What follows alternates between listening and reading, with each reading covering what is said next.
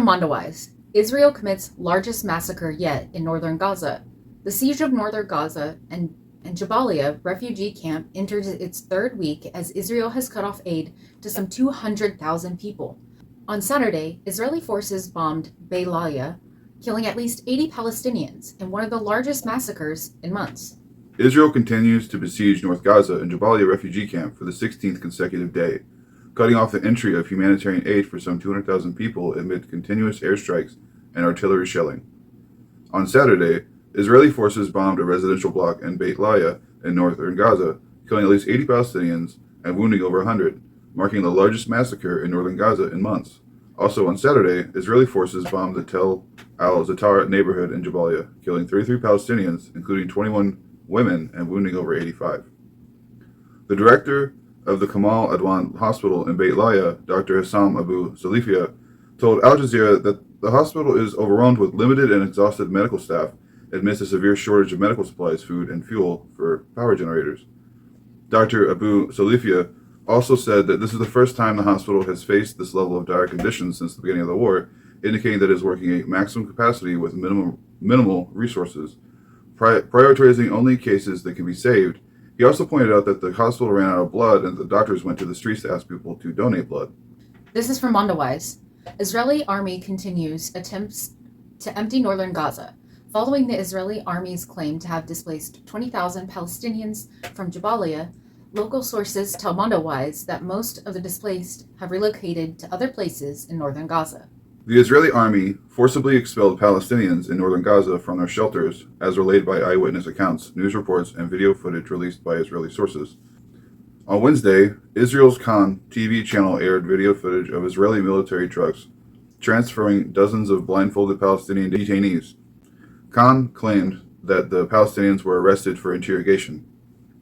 The Israeli army also released aerial video footage on Wednesday showing hundreds of Palestinians walking amid the rubble, surrounded by Israeli tanks as they all head in the same direction after being gathered in a destroyed square. The Israeli army reportedly said that it had evacuated 20,000 Palestinians from Jabalia. On Tuesday, video footage circulated online showing Israeli drones airing a recorded voice ordering Palestinians to leave the Kamal Adwan hospital in Beit Lahiya. The drones repeatedly also dropped leaflets ordering Palestinians to leave. Despite Israeli claims to have displaced tens of thousands of Palestinians from northern Gaza, local sources dispute these claims. Mohammed Sharif, a resident of Jabalia, told Mondowise that people know that they will not be safer if they leave to the south because the occupation has already bombed people while leaving on the routes that the occupation army designated as safe, and because they have been bombing people in the so-called safe zones. Sharif added that only a small number of those who were forced to leave displacement shelters left northern Gaza. The majority went elsewhere in the same area. Testimonies by survivors indicate that Israeli troops set fire to displacement shelters after forcing Palestinians to leave, destroying the belongings they left behind. Rabia Maquid, a survivor who left the Hamad school in eastern Beit Lahiya, where she and hundreds of Palestinians took shelter from the bombings, told Al Arabi Al Jahid that Israeli soldiers ordered displaced Palestinians to leave the school and gave them little time to gather their belongings. Maquid said that she and displaced Palestinians watched soldiers setting fire to the school while they were leaving, and that some soldiers took pictures of themselves while doing it. Local reports also indicate that Israeli forces have demolished buildings and even entire residential blocks by detonation in Jabalia, effectively rendering most of the area uninhabitable. In January, the Israeli daily Haaretz reported that Israeli soldiers had been setting Palestinian buildings on fire with the approval of their commanders, rendering them unusable. In April, Palestinians who survived Israel's destruction of the Al-Shifa hospital said that Israeli soldiers had set fire to entire floors in the medical complex. Images from Al-Shifa showed that almost the entire medical complex had been burned. The deputy director of Al-Shifa told the media that Al-Shifa is finished forever, following the Israeli withdrawal.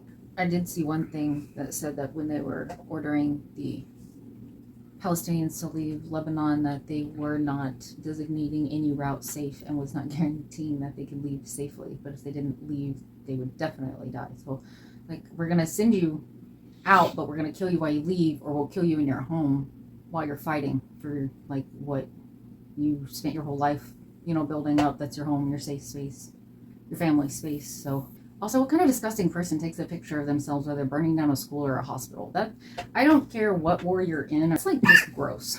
It's a war crime. It's gross. It's just disgusting to like be so proud that you use that as your dating profile picture. Like, Yeah. What is wrong with you? You should be proud that.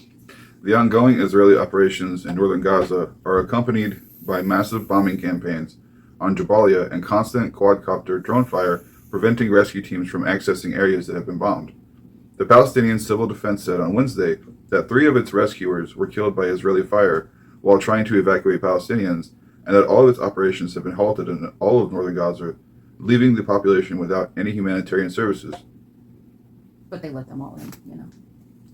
Israel's siege and offensive on northern Gaza have been ongoing for 20 days, as part of what has been described as the implementation of Israel's General's Plan, which aims to forcibly depopulate northern Gaza through deliberate starvation and extermination. Although the General's Plan doesn't include plans for settler colonialization of the area after its ethnic cleansing, far-right Israeli politicians and settler groups have been advocating the settling of Gaza since December of last year. Ben Shapiro lauds and celebrates it. Oh, Ben Shapiro. My wife said that if your pussy's wet, that's actually an infection. Well, you know what you never were able to accomplish with your wife. On Monday, Israelis rallied at Kibbutz Be'eri, 3 kilometers away from Gaza's fence, demanding to be allowed to settle in the Strip. The rally was attended by several Israeli ministers, according to Israeli media. Reports indicated that some 700 Israeli families at the event had signed up to move to the prospective Israeli settlements in Gaza. Northern Gaza was home to some 700,000 Palestinians before October 7, 2023, according to estimates. Some 200,000 Palestinians continue to live in the area. We came here with one clear purpose. The purpose is to settle the entire Gaza Strip, not just part of it, not just a few settlements, the entire Gaza Strip from north to south. There are representatives here of 6 groups with more than 700 families. That is thousands of people who are ready to move to Gaza now. As a result of the brutal massacre of the 7th of October, the Gaza Arabs lost the right to be here ever. So they will go to the different countries of the world. They will not stay here. The world is still hesitating, but we will convince in different ways. We'll convince the world. We came here with what? I don't know if you want to use that. It is relevant to what you just read about the 700 families she's leading, which is kind of disgusting because it's We read about her last couple weeks ago. I mean, I guess if the only way your wife can get wet is from genocide, then that bitch is crazy. That should be a red flag. This is from Mondoweiss. Palestine letter. The struggle never ends. I used to write about the world as I saw it and the world that I wanted to see. Now, as I bear witness to the extermination of northern Gaza, I can only write about the unfolding horror. I have been writing ever since I was a child in school. I wrote short plays on national occasions like Land Day and Independence Day about the suffering of Palestinians. When I was 13, I wrote about a martyr. In one act, his family is saying goodbye to him as he is wrapped in a Palestinian flag and a black and white kifa covers his head.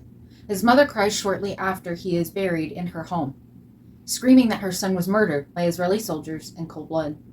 The funeral procession turns into a march as they make their way to the cemetery, and the crowds chant in fervent unison, repeating phrases of heroism and martyrdom. Rest, rest, our martyr, we will continue the struggle. The scene was not the product of my imagination, but of what I've seen my entire life. The dozens of martyrs who parted with their loved ones and were sent off to their final resting place from their homes. The mothers and sisters who sent off their martyred loved ones with elations that typically accompany weddings and joyous occasions surprised me when I was young. I couldn't understand why one would rejoice at the death of their beloved. But one time, my mother went to offer her condolences to our neighbor whose son was martyred. I was young, and she took me with her. My mother sat next to Shadi, the martyr's mother, and told her about how her son, Fadi, was a sweet boy and that he had always brought my mother the best pigeons to raise on the roof of our house. At that moment, Shadi burst into tears. That did not stop the entire visit. I knew that behind the walls of strength and power that the families of the martyrs show, there is an ocean of sadness over their loss. But I did not understand at the time that we Palestinians lived in a totally abnormal reality. Palestinian novelist Ibrahim Nasrallah wrote about this in his novel, Safe Weddings, offering us an explanation of why we engage in ululations of joy on the worst days of our lives. Those who force us to rejoice at the funerals of our martyrs are their killers. We rejoice aloud so as not to give them, even for a moment, the illusion that they defeated us. I will remind you that after we are liberated, if we live to see it, we will cry long. We will mourn those at whose funerals we were first forced to rejoice. We are not heroes. No, I've thought about it at length. I've told myself we're not heroes, but heroes we have been forced to become. Throughout my entire life, the scenes of martyrs' funerals, the bombings of homes, the burnings of houses, the bulldozing of farmers' lands, and the transformation of citrus orchards into Israeli military sites never stopped. Writing for school at the time was the only window of freedom through which I could breathe a sigh of relief. I wrote about what I saw, sometimes as it was, and sometimes as I would like to see it. But after the war of extermination reminded all Palestinians that the genocide would not stop. I could no longer write about things I wanted them to be. All I could do was bear witness to the horror around me, first from up close and now from exile as northern Gaza is being exterminated and wiped out. I watched on in disbelief as the massacres in Jabalia and Beilah and Beilaya and Behanon exceeded the horrors that I experienced in the early days of the war. Children are dismembered. Animals eat the decomposing bodies of martyrs. Unidentified bodies arrive in trucks sent over by the Israeli authorities before being buried in mass graves. Even the bitter ululation at martyrs' funerals are no longer possible. When I was in Gaza during the genocide, writing was difficult. Nothing was available to me, no electricity, no internet. Everyone was busy securing safety and food for their families. But even though my circumstances did not help me, the fact that I was part of the Mondoweiss team did. I had the opportunity to document dozens of stories during the war without being able to write them. I would sit in a car for hours recording stories on my phone and sending them as voice notes to the team. I would tell them what was happening around me as I saw and heard it. I would walk dozens of meters and stand in the street to connect to the internet so that I could send what I recorded for the day and then read on the site what I had sent the day before. Every time I read a story, I would cry as if I were learning about it for the first time. I was eager to read the stories the team was preparing, and I felt proud that even in such circumstances, I could bring the stories I saw to the world through the help of my colleagues. I've worked as a journalist for 10 years, but when I started working with Mondoweiss, my stories started reaching more people. Palestinian organizations began to quote my stories during their speeches before the United Nations and decision-making bodies. Now I know why they say to the martyrs, rest, rest, and we will continue the struggle. All of us, no matter where we are, have been engaged in this struggle, and when we are gone, there will be those who will pick it up after us.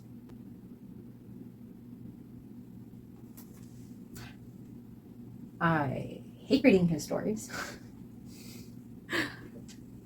I don't hate reading his stories. They're just incredibly, like you said, it's even though you know what's going on when you read the stories that they're sending through directly from Gaza, directly from the genocide, from inside the walls, it's like you're learning about it for the first time every time, and it's devastating every time. So like I hate reading his stories because they hurt so much to read, but I can't even imagine how much it hurts to actually witness and hear and see.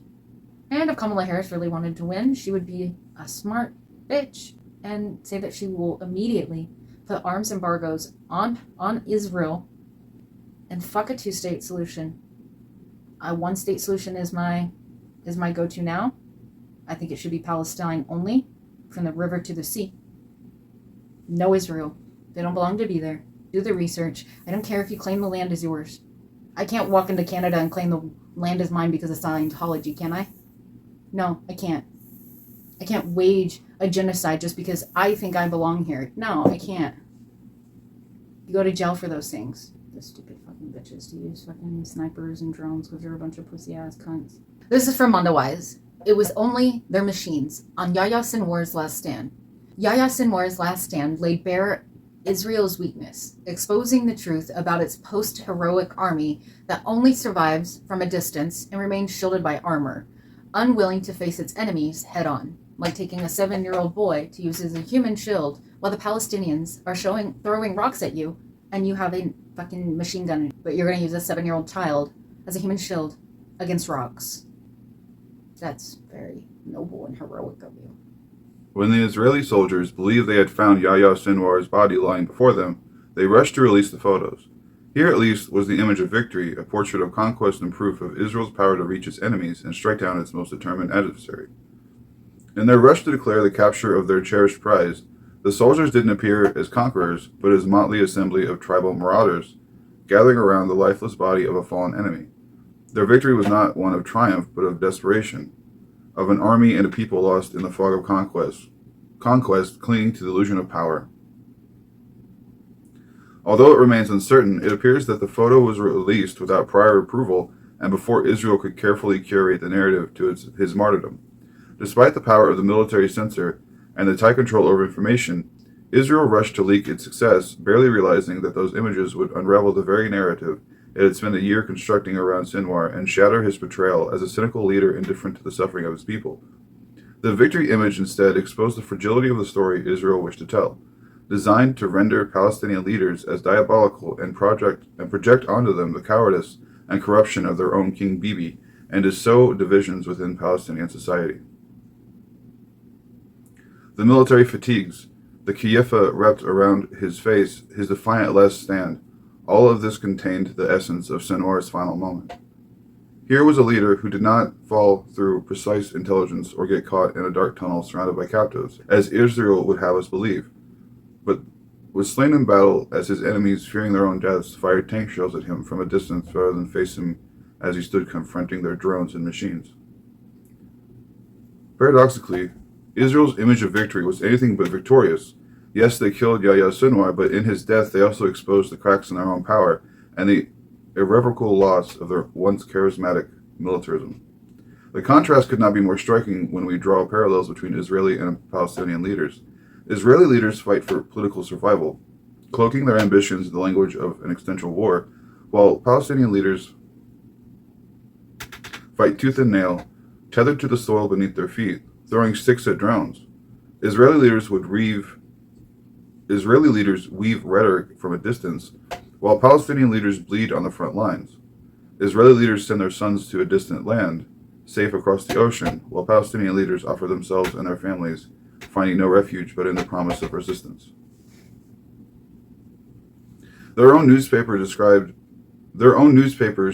Israeli leaders as psychopathic, manipulative, calculating, and indifferent even to the fate of Israeli captives.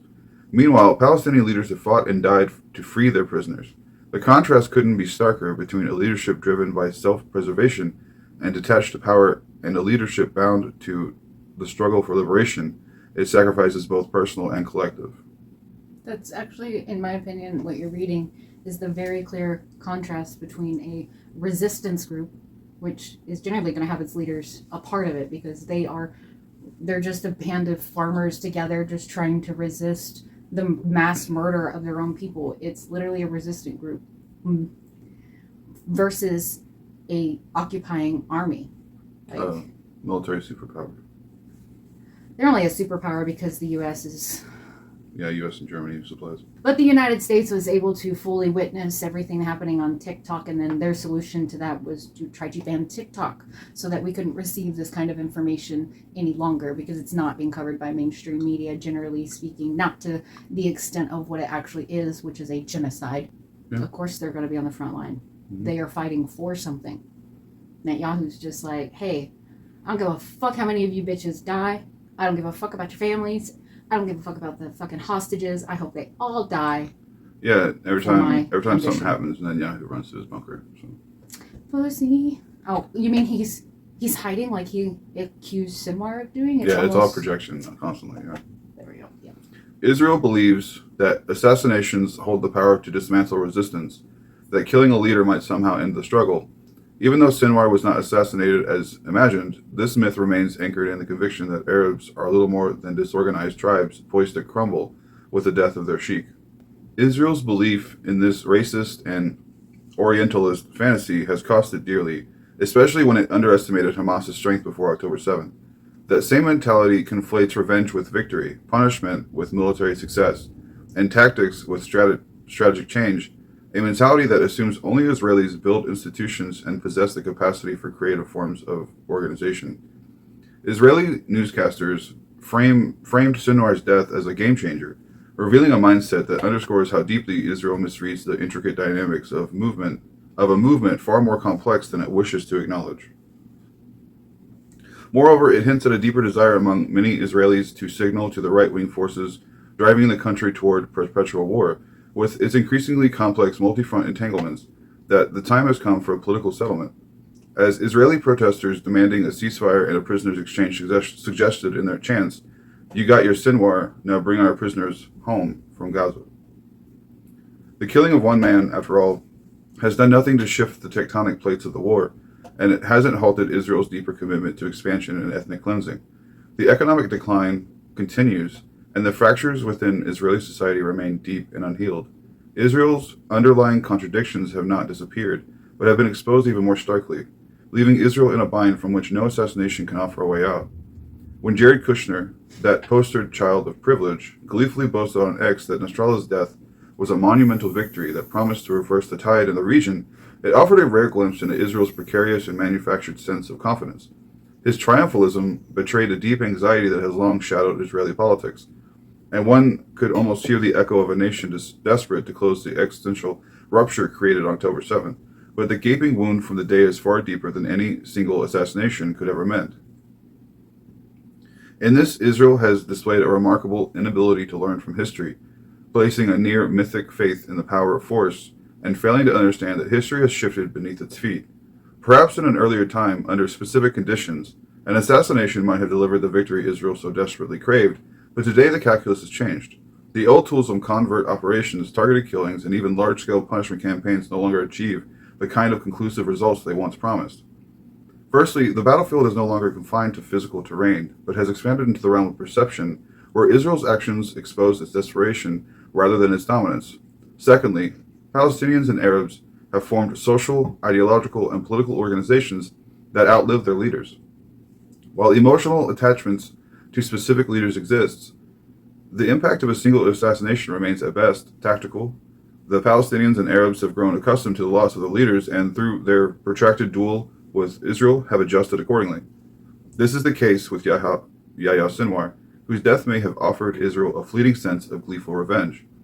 Israel's momentary indulgence in its grim rituals of celebration, as a nation that appears to find solace in the spectacle of death, found an occasion to rally around the myth of invincibility. But despite the fervor with which Sinwar's death was framed, it was far from the transformative game changer Israel wished to project. The life of Yahya Sinwar mirrors the life of the Palestinian resistance itself. Born in the Khan Yunis refugee camp, where existence begins in the narrowest of alleyways, he grew up in a world where children play Arabs and army, a variation of hide-and-seek that mimics the brutal reality that they are destined to live. In this game, children rehearse the roles they would soon know too well: soldiers shouting and shooting, Arabs fleeing and throwing stones. This sounds like America's version of Cowboys and Indians. I'm Yeah. just saying. Yeah. Like it's kind of like it kind of makes me laugh a little bit, but when you think back about what Cowboys and Indians actually was, it was the same thing. It was a genocide. It was a game created out of a genocide. And yeah, I just had that realization. Mm-hmm. I know Cowboys and Indians, of course, was bad, but I never thought about it from the standpoint of another country having another version of it. I don't know. Watching a real life Holocaust is being so powerless to help. It's not fair. In those tight corridors, beneath the unblinking sky and the ever-present threat of the machines of death that hover above, life reveals itself not as a distant dream, but as a battlefield. Here, innocence is quickly eroded, and the struggle for survival becomes the only language left to speak. In these streets and alleyways, resistance is born and takes shape not as a choice, but as a necessity etched into the lives of those for whom defiance is the only path to dignity. Sinwar grew up as Palestinians have always grown up, constantly imagining a different world where dignity and freedom are more than distant dreams. To live under occupation is to live with the ever-present question, what is to be done? It haunts every step. A question asked not in abstract terms, but in the daily struggle against a reality that denies one's very existence. There is very little time to intellectualize or theorize and perhaps even less time to dismantle the web of relations that produces the refugee camp. For Sinwar, like so many others, this question is a guiding force, a call to action that resonated in the narrow streets of Khan Yunis and beyond, shaping his life as it has shaped the lives of countless Palestinians, demanding not just survival, but the creation of a new world out of the ruins of the old. As Palestinians grow up, some find themselves accommodating to a world that has persistently rejected them, worn down by the relentless power of Israel's incarceration machine or its ability to kill. The weight of this machinery looms large, a force that not only imprisons bodies, but stifles dreams. For some, the fear of disappearing behind bars becomes too heavy to bear, and they retreat into survival, compromising with a system that seems inescapable. Disillusionment deepens as comrades, once bound by a shared oath and common secrets, betray the cause, choosing personal safety over collective struggle. In this fractured reality, the pull of resistance still endures, but for those who have seen betrayal and defeat up close, it is often accompanied by the bitter knowledge of what has been lost along the way. When they raise the question of what is to be done, they retreat behind the closed doors or curse those who take the initiative. Sinwar was not one of those who surrendered to fear or disappointment. He continued to play Arabs and Army his entire life, though the stakes were no longer child's play. For him, the game was transformed into a lifelong struggle, where the roles became real and the battlefield extended beyond the narrow alleyways of Khan Yunis. The soldiers were no longer imagined, the stones no longer symbolic. He excelled at those games, exposing the soldiers for their dishonor, cowardice, and inability to fight when the machines were not there to protect them against Palestinian fire on October 7, when their army collapsed like a house of cards. Sinwar exposed the truth about Israel's post-heroic army that only survives from a distance, shielded by armor and dependent on the access use of firepower. The myth of bravery and direct engagement has long been abandoned, replaced by a military that shies away from close confrontation, preferring to strike from the safety of drones, artillery, and airstrikes. In Sinwar's last stand, this fear was laid bare, a military unwilling to face its enemy eye to eye, relying instead on distant destruction, where the risk of true combat is minimalized. Israel chose to shell a wounded fighter who had already lost his weapon, not out of necessity, but out of the pleasure of killing and fear of facing death themselves.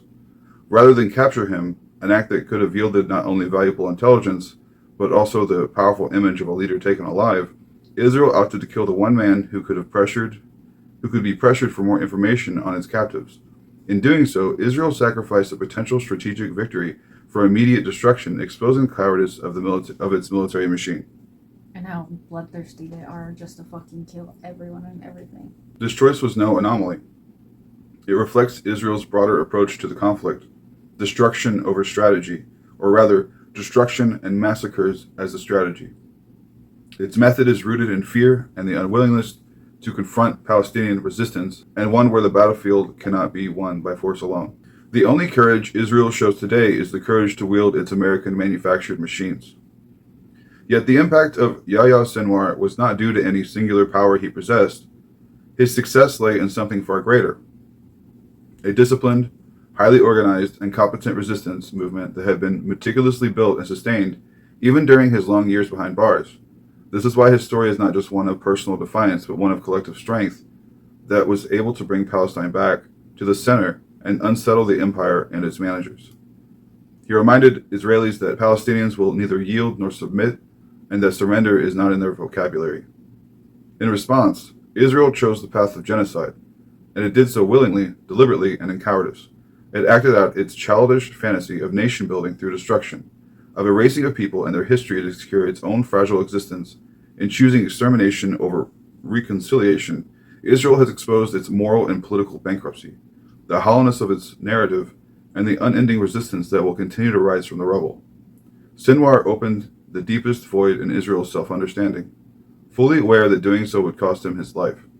The little boy from Khan Yunis, who once played Arabs and Army in the cramped alleyways of the refugee camp, became the man who compelled Israel to confront its own fears and unravel its illusions, haunted still by the question of its existence and leading itself towards death by its own sword.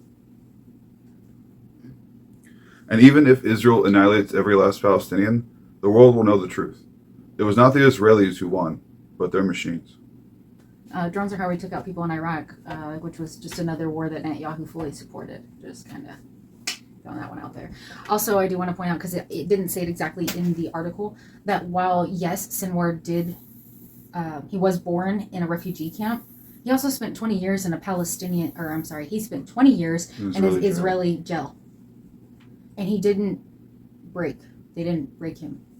They just forged him in their fire. Because it's their fault. You create terrorists when you start just murdering people. They're not terrorists. They're resistance They groups. create a fucking legend, dude. Like, They're resistance groups. That's all it is. It's the same thing that Americans would do if England decided to invade us. We would not let it happen. It's not different. We are one and the same. We just speak a different language, have a different religion. It doesn't matter. We're all the fucking same. Brown, white, black, I don't care what color you are. You're all the fucking same. Because you know that you're going to die, so you're going to try to leave some kind of legend. Good job, Netanyahu. You're going to go down as a fucking psychopath, not just to Americans, but you'll also go down to as a psychopath to your own people. But, you know, keep preaching about October 7th. Keep preaching about Israeli prisoners, and then keep killing the Israeli prisoners when you get them back. and can we bring up that October 7th was, Not the start of history! and Israel knew and did nothing, and then used it as an excuse to genocide.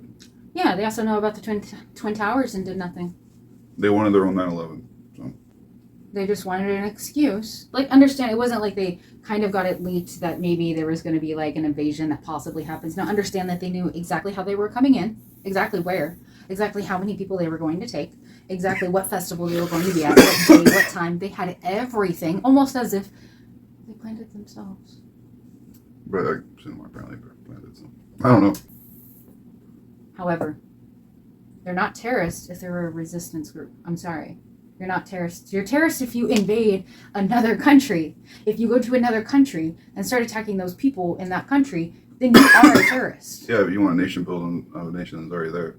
You're If kind of the terrorist. If they're already there, they're not the terrorists. They're the occupied force. They're the resistance group. They are the native. Let's just keep in mind that the Biden-Kamala Harris has fully supported this, and that Kamala Harris said that now that Sinwar is dead, now we can have a two-state solution. A ceasefire. Yeah, a ceasefire, a two-state solution. Palestinians will get the rights that they deserve. If any of them are left, like, fuck you, bitch. Do Something now, prove it now, do something now, do something now, prove it now, earn our vote now. It's no longer ask what, not what your country can do for you, but what you can do for your country. Now it's no longer ask what you can do for your country, but ask what your country should be doing for you. Because we slave away, we do everything that we can, we work our lives away, literally, to support the country. But then what are they doing for you? Continuing to allow a genocide to happen, and thinking that your vote, because it's my turn to talk, is not worth it. It's pissing me off because she's not capitulating to the left whatsoever. She just keeps going right, and she keeps bringing on like the Cheneys, and she doesn't deserve your vote. Vote Jill Stein. Vote Jill Stein. She is probably not going to make it to be president, but vote Jill Stein. Show that we want a better world. That we don't want to be complacent in the genocide, in homelessness, in everything. And she won't even lie to get the votes. No, It's pissing me off. Like they won't even. She can't say it. She can't say that just that they should not be genocided and do an embargo on Israel now. Because October 7th. I mean, it's a flip in the battleground states, but let's just flip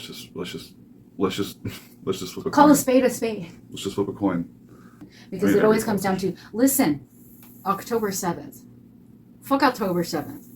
October 7th was the cause of occupation. It was not a first-time thing. It was not, you know what, we were even warned. Israel needed it for an excuse to invade. But we will make them understand why Israel does not belong there. I don't believe in that two-state solution anymore, and that's Israel's fault. And what does that mean? Well, it's the U.S. You're creating a resistance inside of us. It's the U.S. and Israel that veto the resolution every year that would make them a state. That's what I'm saying. Like, They don't want peace. Genocide's not okay. And then to have all these articles coming out that's crying about the Israeli soldiers who end up with PTSD and then off themselves, it's because they can't live with what they've done. Because they are disgusting. This is from Mondowise. This is an extermination. Israel's assault on North Gaza's last functioning hospital. Israel is emptying northern Gaza of its inhabitants during an ongoing ethnic cleansing campaign. One of the key strategies it is using To achieve this is by hospitals, and the Kamal Adwan Hospital in Belaya has become a primary target. Are you going to talk about when CNN went down there and even went into their toxic waste, the golden rooms where Hamas was allegedly at, and then found that it was nothing but toxic waste and like medical waste and stuff like that, that there was no evidence of any Hamas or any hiding or any tunnels or anything? You know about Al Shifa Hospital? I'm not sure which hospital it was, but it was whatever CNN covered, because I They- actually caught a little They clip called of it a that. command center with like stupid, like CGI art or some shit. Yeah, but then CNN went in there and was like, "What the fuck's it at, bro?" Might have been, I don't know if it's, I don't know who it was. Tens of thousands of displaced Palestinians across northern Gaza have been forced on a death march by the Israeli army since Monday, October 21st. Northern Gaza is being emptied of its inhabitants, and one of Israel's strategies in achieving this goal is to take out the area's few remaining social institutions, hospitals. As part of its ongoing offensive in northern Gaza, the Israeli army has been trying to clear out the entire area of northern Gaza City for the past 18 days. At least 200,000 people continue to stay there, many of them fearing, according to local testimonies, that they will be targeted on the way south or in Israeli designated safe zones, which have been consistently bombarded over recent months. The ongoing siege includes a second siege within the siege on the Jabalia refugee camp, accompanied by a massive bombing and chilling campaign that has forced tens of thousands of people to leave their homes. Many of them headed to Beit Laia, and particularly to Kamal Adwan Hospital over the past 18 days. The hospital has been issuing daily calls for help, warning of imminent humanitarian catastrophe. The Kamal Adwan Hospital in Beit Laia is one of 3 functioning hospitals in the northern Gazan governorate.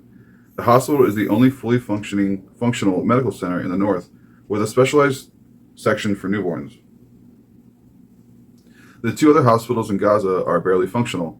The Indonesian hospital in the town of Sheikh Zayed went out of services last week after Israeli troops besieged it and invaded its surroundings.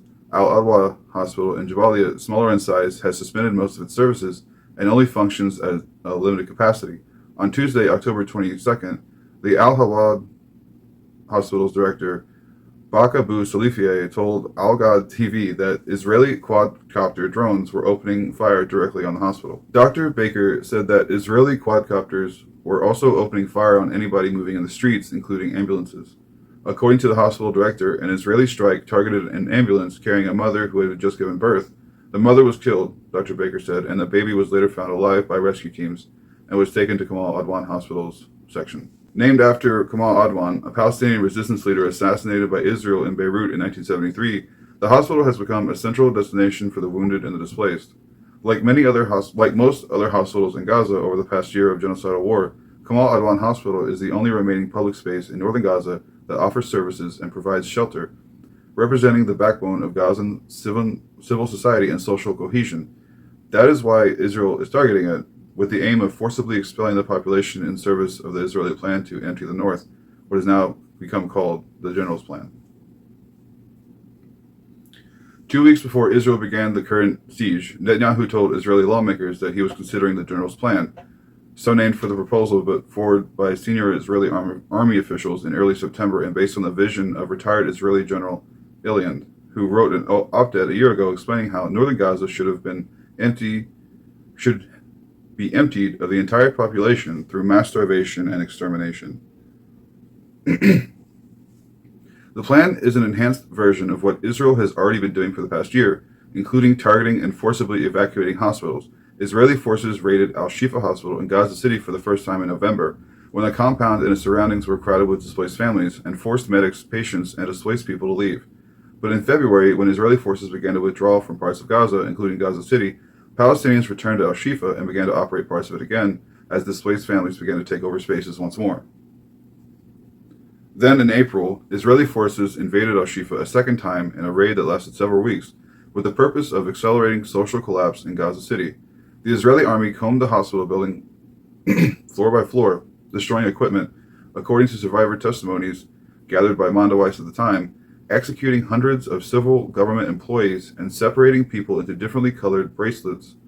At the end of the operation, Dr. Sada, deputy director of Al-Shifa, told UN News that the destruction of Al-Shifa took out the heart of the health system in Gaza Strip, adding that Al-Shifa is finished forever. In December 2023, 2 months into the Israeli genocide in Gaza, Israeli forces raided the Kamal Adwan Hospital and forced medical staff, patients, and displaced civilians to evacuate. The hospital resumed partial services in July after joint efforts by the World Health Organization and other international parties, coupled with pressure on Israel to allow limited quantities of humanitarian aid to the north. As Israel set its eyes on Gaza's northernmost government to execute Ilan's plan, Kamal Adwan Hospital is now the last bastion of Palestinian steadfastness in the north. This makes it a prime target in the ongoing Israeli offensive. Kamal Adwan came close to completely shutting down multiple times, mainly due to the lack of fuel for power generators, saved every time by intensified pressure by international parties on Israel to allow limited quantities of fuel to pass through. We need blood units, shrouds for the dead, doctors, and food, Dr. Salifia, director of Kamal Adwan Hospital, told the media on Wednesday, October 23rd, signaling that Israeli forces have cut off internet services from the area. The day before, on October 22nd, Dr. Abu Saifa told the media that the hospital had run out of blood units, had a shortage of medical staff, and that the available staff was hungry and exhausted, and that the power generators were about to run out of fuel. Dr. Abu Safia also indicated that the hospital was treating 130 wounded, including 14 on ventilators, and that medics were unable to evacuate the wounded from the streets because of the risk of being targeted by Israeli quadcopter fire. He had called upon the international entities to open a humanitarian route to evacuate the wounded and described his hospital as a mass grave. A week earlier, on October 16th, Dr. Abu Saifa posted a video he took inside the Kamal Adwan Hospital's newborn children section. The video showed babies inside incubators and the Palestinian nurses caring for them. These are children with difficult cases, and more cases are on the way, as we have scheduled cesarean births for tomorrow, he said while filming. This baby girl here arrived after her family was targeted by an Israeli strike, said Abu Saifa while filming one particular newborn. Her mother and father were martyred, as well as her grandmother, and she is now alone with a wound to the head and a secondary inflammation, he explained. If fuel doesn't arrive for power generators, there will be a humanitarian catastrophe for these children, he warned. In the hospital sections, the medical staff described their working conditions. There are cases of burning, internal bleeding, skull fracture, limb amputations. Dr. Ami Abu Amshah, serving the Kamala Adwan, told Mondowise. Out of every 10 to 15 wounded we receive at once, an average of 7 are urgent cases for surgery. We just don't have the capacity for all this. We are forced to prioritize the cases that can be saved, said Dr. Abu Amshah. The occupation army has been ordering doctors to leave, including through phone calls, said Abu Amshah. This is an extermination. Northern Gaza is being exterminated. Jabalia is being exterminated, and Kamal Adwan Hospital is being exterminated, but we will not leave. On Tuesday, October 23rd, Israeli drones dropped leaflets and aired voice messages at Palestinians who remained in the surroundings of Kamal Adwan and inside its premises, ordering them to leave. Meanwhile, hundreds of Palestinians were being gathered and forced to move out of other shelters after arresting men among them. Thousands were left stranded in the streets, far away from the last standing public facilities, and forced to take the road yet again at gunpoint, as shown by footage aired by the Israeli army. Dr. Abu Amasha at Kamal Adwan, however, told Mondowise that he knows one thing, that despite the lack of food, exhaustion, the siege, the Israeli drones, we Palestinian doctors will not leave. We will stay for our people. This is from Mondowise. It is not too late for the uncommitted movement to hold Democrats accountable for genocide. The uncommitted movement voluntarily gave up its leverage, but it is not too late to hold Kamala Harris accountable for supporting the Israeli genocide in Gaza. The activists had them right where they wanted them. Joe Biden and Kamala Harris had done everything they could think of to suppress the growing public outrage over their administration's complicity in the genocide in Palestine, but hundreds of thousands of potential Democratic voters weren't giving in. Led by the uncommitted national movement, they refused to pull the lever for Biden in the primaries and were now threatening to withhold their support for Harris in November unless she and her current boss placed an embargo on America's weapons shipment to Israel before the 2024 U.S. presidential election. Then, with the race likely headed for a photo finish, the protesters, well-meaning as they undoubtedly are, pulled the rug out from under themselves. Though Harris has consistently mirrored Biden's unwavering support of Israel's genocidal regime, Uncommitted released a statement on September 19th that could only be interpreted as thinly veiled endorsement of the Democratic nominee, urging their members to vote against her opponent, Donald Trump, but not for third party. On October 8th, they doubled down on their ill-fated decision, all but guaranteeing that the genocide will continue unabated, since there is no reason to believe that Harris will suddenly do an about-face and implement a weapons embargo after the election. Until they gave away their leverage, odds were that Harris would have been increasingly concerned about heading into the final days of her campaign with upwards of 1 million Americans, many in key swing states, planning to write her off as if she didn't meet their demand. She then would have faced a choice: try to capture the election without their support, or improve her chances of winning by ending the flow of weapons to Israel before November 5th. Yet, instead of forcing Harris to confront her moment of truth, Uncommitted succumbed to the drumbeat of fear surrounding the potential return of the Republican nominee to the Oval Office and decided to prioritize defeating him in lieu of going all in to try to prevent an untold number of casualties in Palestine. Lost in the equation was the fact that they didn't have to choose between the two. Staying true to their original mission, leverage in hand, would have given them their best chance to both end the genocide and foil Trump. Experts at the United Nations, the University of Edinburgh, and the Lancet medical journal estimate that nearly 200,000 Palestinians have already been killed by Israeli Prime Minister Benjamin Netanyahu. The imposter forces since last fall 5 times the lowball figure commonly quoted by the mainstream media. At the current rate of approximately 20,000 fatalities per month, the death toll is projected to rise to more than 300,000 by the close of the year, with no end in sight. With less than 3 weeks remaining before the general election, the Uncommitted movement still has a sliver of time to right the ship. A press release declaring their intention to align with activists who unequivocally embrace a no embargo, no vote stance would garner at least as much media coverage as their surrender announcement did a few weeks ago, and would shift the pressure back onto Harris. However, there is no sign organizers are headed in that direction. By withdrawing their demand for an embargo on U.S. weapons deliveries to Israel before the election, Uncommitted may well help propel Harris, who is by any measure complicit in a crime so heinous that a word had to be invented to describe it, into the winner's circle. But it will come at the expense of the Palestinian people. Were that to happen, it would be an outcome the movement's leaders will live to regret. The Uncommitted national movement has one last chance to course correct. They desperately need to take it. This is from Science Alert. Man declared brain dead wakes up as organs about to be removed. A case of a Kentucky man waking up as his organs were about to be harvested for donation has called into question the protocols used by U.S. hospitals and organ donation networks to qualify death. Whistleblower Nicoletta Martin outlined the horrifying case in a letter addressing the U.S. House of Representatives Energy and Commerce Committee September hearing on the nation's organ procurement and transplantation system. While employed as an organ preservationist for Kentucky Organ Donor Affiliates, or KODA, Martin had allegedly reviewed case notes on October 2021 surgical procedure. According to the report by the U.S. Public Broadcasting Organization, NPR, those case notes indicated the donor had shown signs of life following a clinical test to evaluate the heart's fitness for transplant purposes. The donor had woken up during his procedure that morning for a cardiac catheterization, Martin told NPR's Rob Stein, and he was thrashing around on the table. The patient at the center of the incident is 36-year-old Anthony Thomas T.J. Hoover II, who had been rushed to Baptist Health Hospital in Richmond, Kentucky, following a drug overdose. Declared brain dead in the wake of cardiac arrest, TJ was removed from life support and prepared for organ donation in accordance with his wishes. TJ's sister, Donna Rohr, was by her brother's side following his passing. Along with other family members, Rohr recalled seeing TJ's eyes open and looking about on the way to the theater. To be told by staff, this was a common reflex. It was only later, when TJ displayed more exaggerated movements on the operating table and was crying visibly, that medical staff in the room became alarmed. In a chaotic and emotionally charged response to the situation, surgeons declined to continue the procedure, even as Coda allegedly requested another doctor to follow up, something which Coda denies. The recurring surgeon, he was like, "I'm out of it. I don't want to have anything to do with it," organ preservationist at the hospital, Natasha Miller, told NPR. It was very chaotic. Everyone was just very upset. Thankfully, TJ remains alive and in care of his sister, though according to the NPR report, he has ongoing problems with his speech, memory, and movement. The case is under investigation by the Federal Health Resources and Services Administration.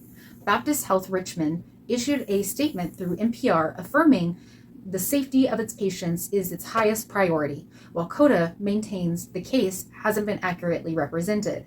In a statement issued in September, CODA wrote that if a patient's condition improves, or if they do not experience cardiac arrest within an established period of time for donation, the family is informed that the donation cannot take place, and the patient remains under the care of the hospital. This is exactly what occurred in the case at issue.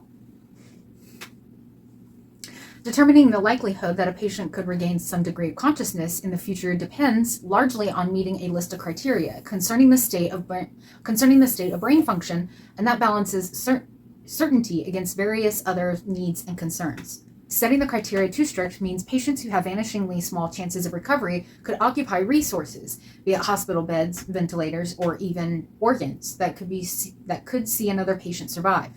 Too lax, the rare events like this one become less rare, shaking the public's confidence in the medical system. That's everybody's worst nightmare, right? Being alive during surgery and knowing that someone is going to cut you open and take your body parts out, Martin told NPR. That's horrifying. Organ transplantation is currently a significant health issue in the U.S., with the current administration undertaking reforms in the system to improve accountability and transparency.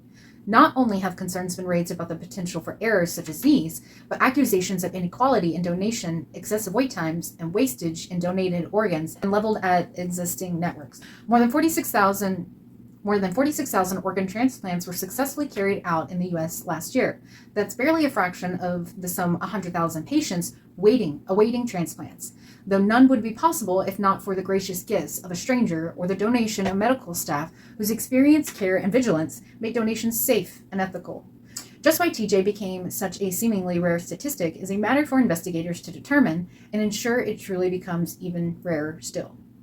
Part of that NPR article, I just want to let you know that initially I had read, did also indicate that the hospital and CODA were already being sued by a patient prior who had died because they were given a transplanted heart that was infected with worms, and the one who received the heart died from it. So, I definitely need to try to do something about that. So, my suggestion is maybe don't put down that you want your organs donated. Make that something that you put in your will, but maybe don't let the hospital never put it on your driver's license, because it sounds like they'll take your organs whether you're alive or dead. He's not the first case. They are being investigated for other cases as well, specifically that Kentucky hospital.